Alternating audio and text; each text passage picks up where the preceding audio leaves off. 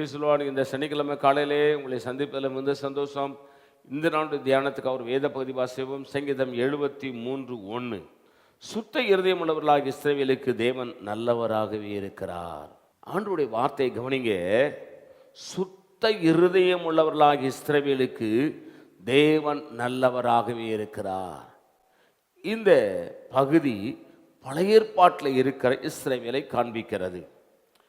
ஆனால் இன்றைக்கு இந்த வசனத்தை பரிசுத்த ஆவியானவரை கொண்டு இயேசு கிறிஸ்து மூலமாய் நமக்கு இஸ்ரவேலின் தேவனாய் மாறிவிடுகிறார். உங்கள் இருதயம் சுத்தமாய் இருக்குமானால், பரிசுத்தமாய் இருக்குமானால், இருதயம் எப்பொழுதும் தெய்வத்தை போற்றுகிற இருதயமாய் இருக்குமானால் உங்களுக்கு இயேசு நல்லவராகவே இருக்கிறார்.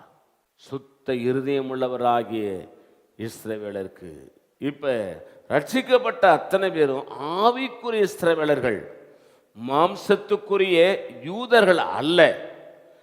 ஆவிக்குரிய யூதர்களாகிய நீங்களும் நானும், உங்களுக்கும் எனக்கும் சுத்த இருதயம் இருக்குமானால், வஞ்சகம் இல்லாத, கபடு இல்லாத நல்ல இருதயம் இருக்குமானால் இயேசு நமக்கு நல்லவராகவே இருக்கிறார். நமக்கு தீங்கு செய்ய ஒரு மனுஷனாலும் முடியாது. தீங்கு செய்தவன் அதே தீங்கிலே விழுவான். தேவனோ நம்மளை பாதுகாப்பார். ஜெபமண்டுமா? பரிசுத்த பிதாவே, நீர் எங்களோடு பேசின நல்ல வார்த்தைகளுக்கு ஸ்தோத்திரம். இந்த வார்த்தையின்படி ஆசீர்வதியும் இயேசுவின் நாமத்தில் பிதாவே, ஆமென். God bless you. கர்த்தர் உங்களை ஆசீர்வதிப்பாராக.